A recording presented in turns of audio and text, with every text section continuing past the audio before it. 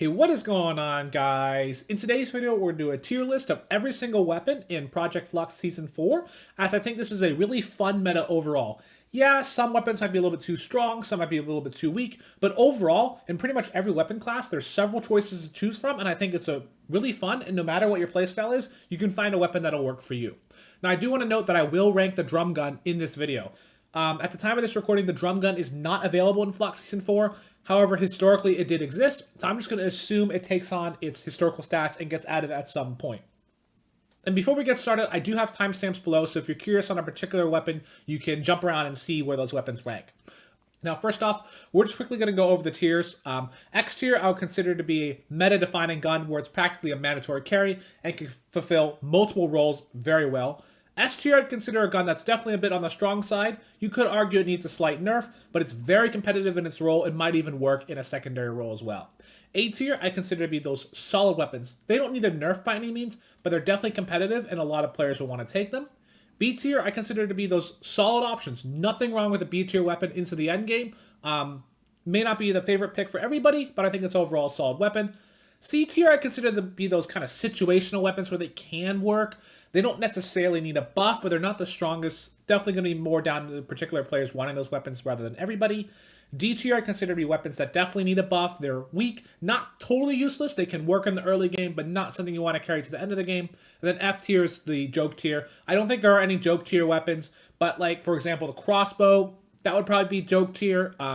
Semi-auto sniper when it did 40 damage at launch, that's a joke tier weapon, things like that.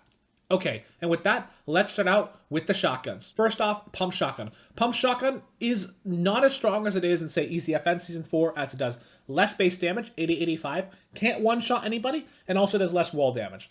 However, the fact that you can still double pump means it's overall still a great weapon. You're not going to be one-shotting people, but it still does good damage. You can fire pretty quickly with the two shotguns together. It's definitely still a solid option. Is it outright the best shotgun in the current meta? No, but I definitely think it's a competitive option, and if this is what you like to run, there's no issues running it. Tac shotgun. Tac shotgun also got nerfed, but it got nerfed a bit less. It only had a headshot damage nerf and a wall damage nerf. It did not get a base damage nerf if you compare against ECFN Season 4. I think the pump and tac are actually pretty close now in power. Tac shotgun doesn't have that much of a damage disadvantage.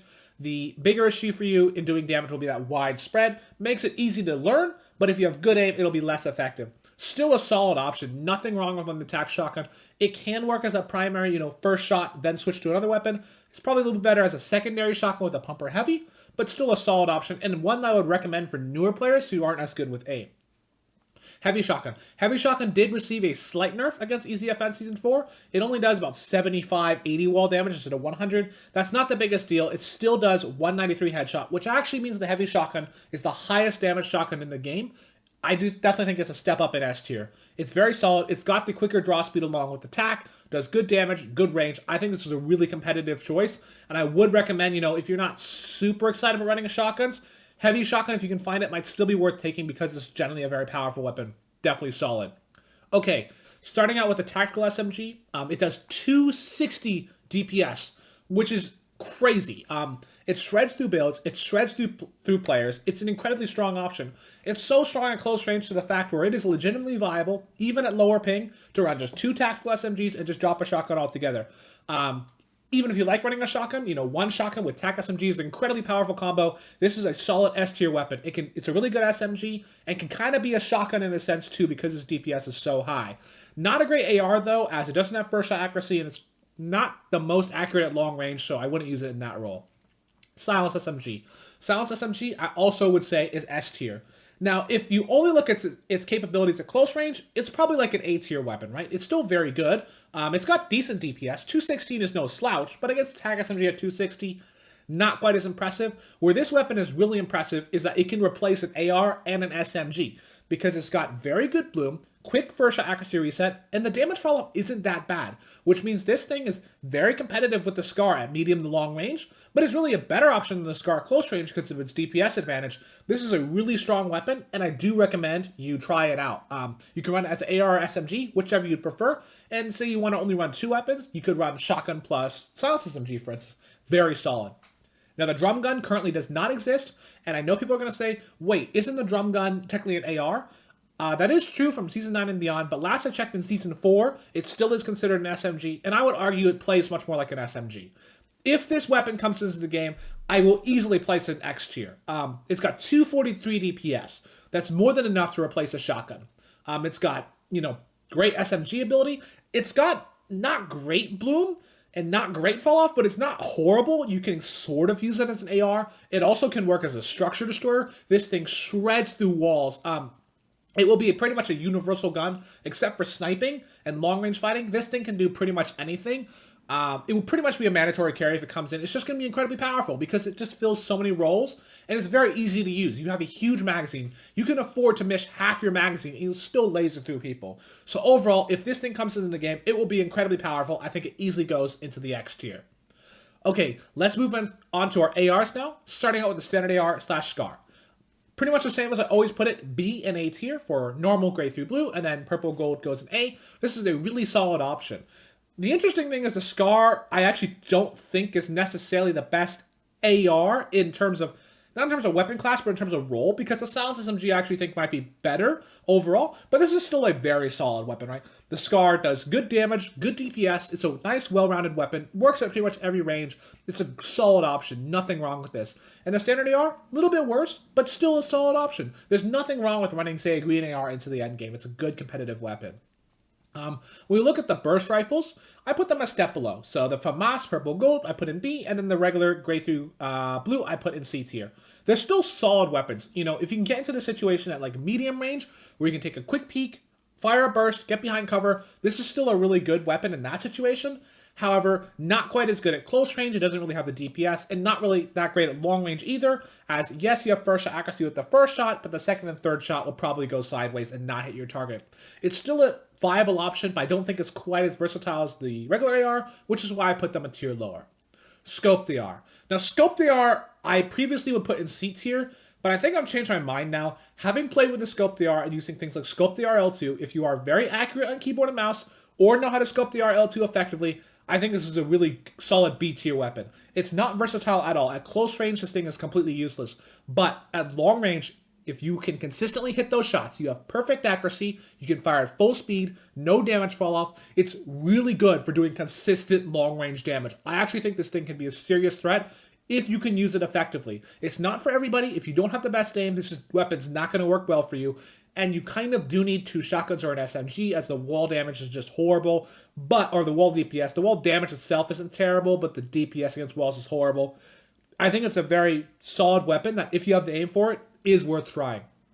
Finally, LMG. LMG, you could kind of put in the SMG or AR class. I'll just put it more in the AR class. It's all right. It's B tier. There's nothing wrong with it. It's really good for sustained pressure. Might work better in duos or squads if one person has this and just sprays the enemy nonstop. It can work at pretty much any range. At long range, it does work. The fall off isn't that bad. However, you have to be very careful with controlling first shot accuracy, as when you don't have first shot, it's horribly inaccurate. It's not a bad weapon. It's just that the TAC SMG, Silence SMG, I think are significantly better. And if the drum gun comes in, that thing's practically a direct upgrade. So it's not bad. It's a viable option, but I don't think it's the best. Finally, Thermal Scope AR, I have to say, is D tier. Yes, you can L2 with it, and if you're accurate, you can do some damage. The problem is I just don't really see where this weapon fits, right? If you want a high burst damage long-range weapon, you're probably much better off, even with a hunting rifle, even with a semi-auto sniper. There's so much more damage in this thing. And the problem is, if you want consistent DPS, yeah, the thermal is consistent, but the DPS is so low. You're much better off with a scope AR in that situation. I just don't see where this weapon can really perform. Yeah, the thermal scope is a nice gimmick to find people. I just don't think this weapon is very good. I have to put it D tier. It's not totally useless, but it's not great either. Okay, let's move on to our snipers. We've got three choices: bolt action, hunting rifle, and semi-auto. Okay, bolt action and hunting rifle, I both put B tier. Starting with the bolt. Bolt's a solid weapon. 105 damage for the blue, up to 116 for gold. You can one-shot people, 3 to 2.7 second reload. It's a solid weapon. It does well. If you're good with snipers, it's a good choice to take. It's solid, it's B tier. But if snipers aren't your favorite, then you don't have to take this thing. I think it's just competitive. And same for the hunting rifle. It's got a faster fire rate. You don't have a scope, so it's a little bit more effective at close range, but less damage. So, you really have a choice there. Hunting rifle is also a solid B tier option. If you like it, take it. If you don't have to. Now, semi-auto sniper, I would put in C tier. It's not the worst weapon, but the damage is a bit too low in my eyes for it to be a super good sniper. What it is good for is it's good for a learning tool. So if you're new to the game and want to learn how to snipe, I would recommend taking the semi-auto out just so you can fire more shots and get an idea of how the bullet curve works. But not the best weapon. I just put it C tier. It's just kind of It can work, but not great. Okay, next, structure destroyers. Starting with the RPG, I'd put the RPG in A tier. It's a very solid weapon. In late Season 4, 4.5, we have the new explosion radius, which means you do not need line of sight to blow structures up. It's a really good weapon. It's got a pretty snappy reload. It's not as slow as it is in like Season 7, for instance. It's a great weapon. Recommend carrying it.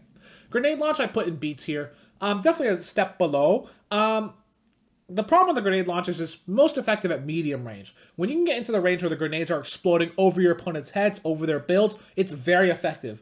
But it's completely useless at long range. Questionable effectiveness at close range. It's not a bad weapon by any means, and it is viable, but I just don't think it's quite as good as the RPG. It doesn't have that combo potential, and it also isn't as versatile at different ranges.